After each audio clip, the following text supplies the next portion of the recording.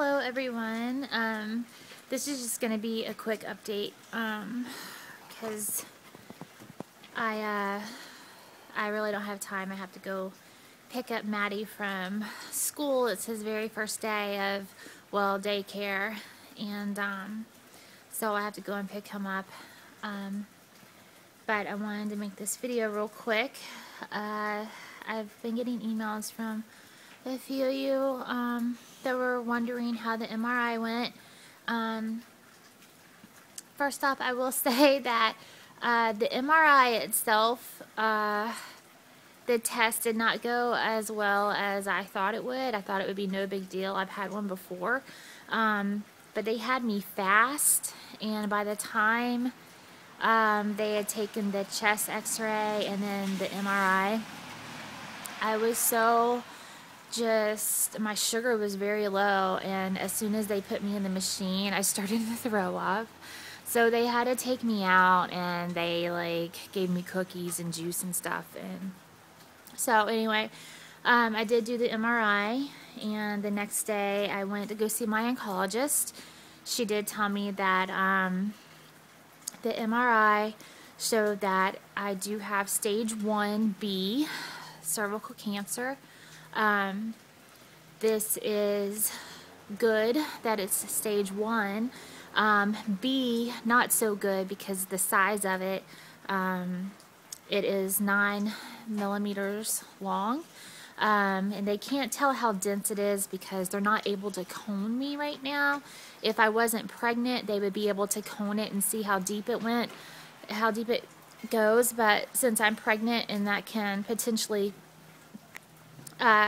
kill the baby, she told me, they can't cone me. So I was given 3 options for treatment. The first option was radiation and chemotherapy.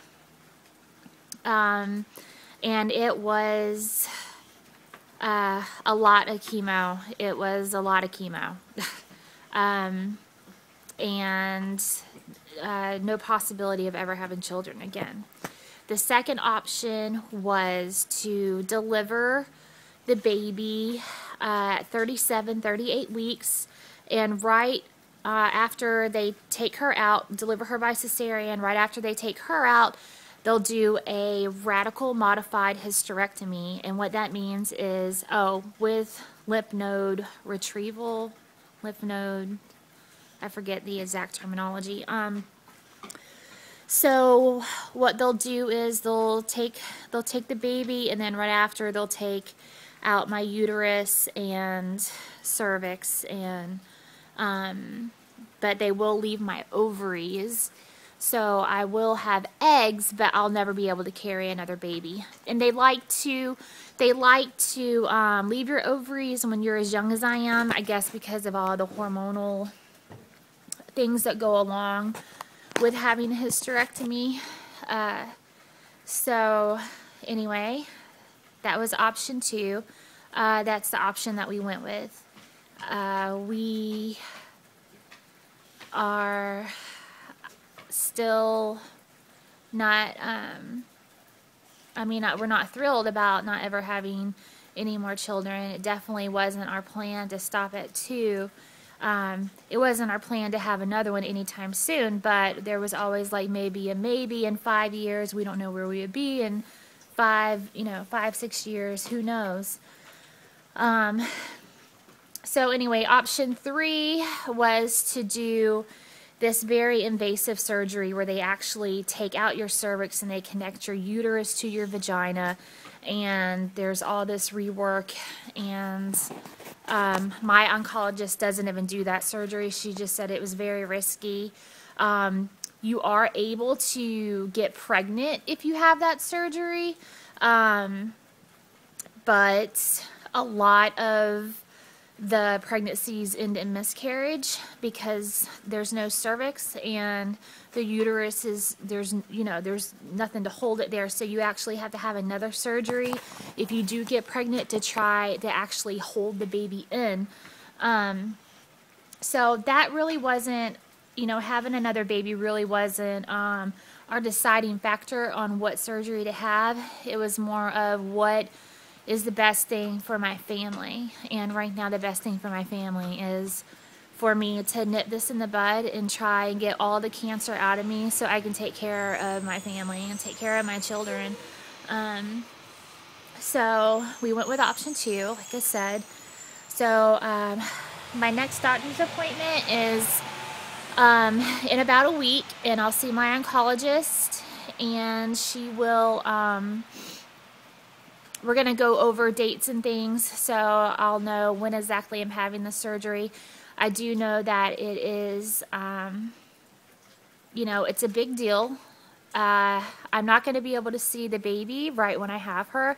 I'm probably not going to be able to see her for a day or 2 after I have her, because she said that most likely I will be in ICU, because this surgery and removing when they remove the lymph nodes, there's a lot of swelling that goes on, and after you have a baby, there's a lot of swelling that goes on anyway. So it's very dangerous. And also too, with this surgery, I'm going to have blood transfusions.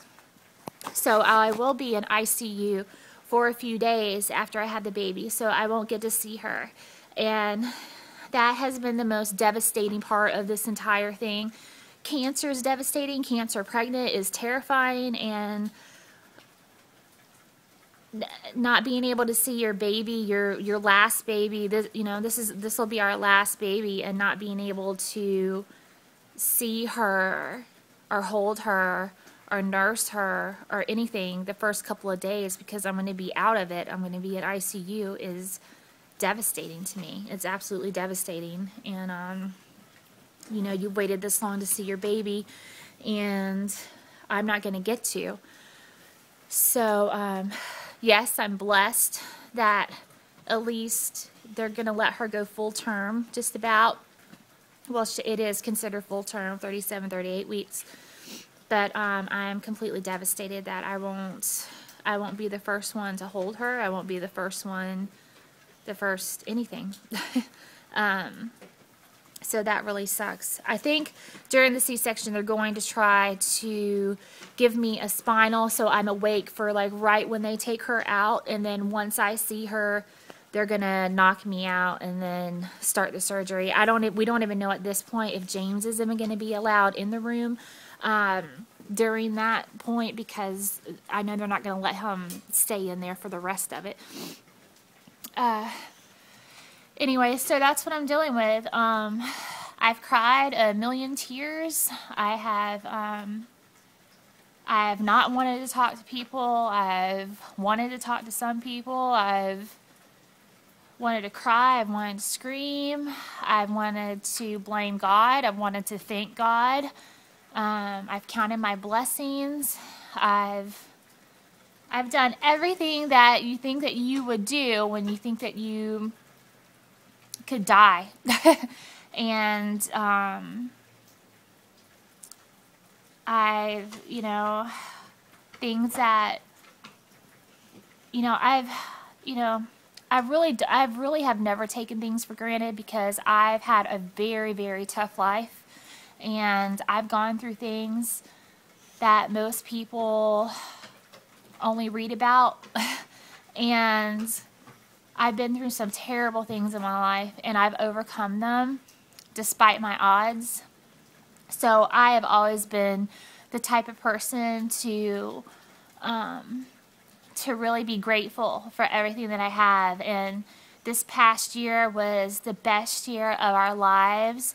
We got married, and we had our little family, and everything has been perfect, and been the happiest I've ever been. And we really want to keep that going. We really want to continue that. So with that said, at this point, I'm just basically ready to kick the fuck out of this cancer and kick its ass out of me and get on with my life and get back to what we know and what we love, and that's being together in our family.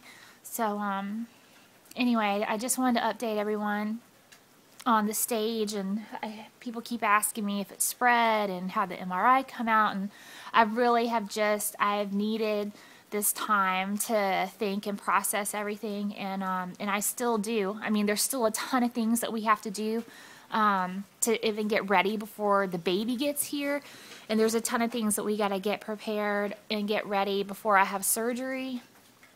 And like I said, we just got Maddie in daycare. That's one of the reasons we put him in daycare. So that way James will have a little bit more time coming to and from the hospital and things like that. Also, it'll be good for Maddie to be with other kids, but there's lots of things that we have to get done. And right now I'm just trying to focus on that. So anyway, thank you everyone for your warm wishes. And it has been overwhelming, the support and just the kind words that everyone has left on my Facebook and just all my girls and stuff. And I'm not ignoring any of you, I promise I'm not. I'm just trying to process all this and just trying to get things done and get ready for baby and take care of my family. But I do want to say thank you to everyone that has warmed to, told us, that they're thinking about us and praying about us. And so anyway, I gotta go because I don't want to be late for Maddie's first day. Here's a quick shot of the bump. Here, let me get in front of the snow. So there it is, and there's Owie. I am dog sitting my mother-in-law's dog right now on top of everything. Dog sitting Owie, who was a 100-pound boxer. Say hi, Owie. Say hi. Say hi. So anyway, I gotta get going. Everyone have a great day, and I will update you when I have a date, hopefully, on when this baby is coming and when this cancer is leaving, hopefully. Someone did ask me what happens if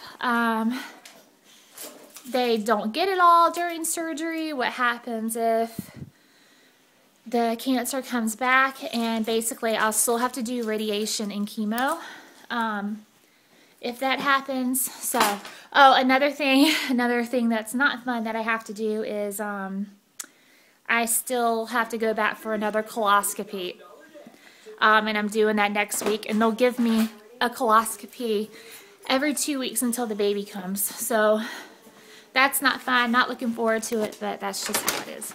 Okay guys, see you later. Bye.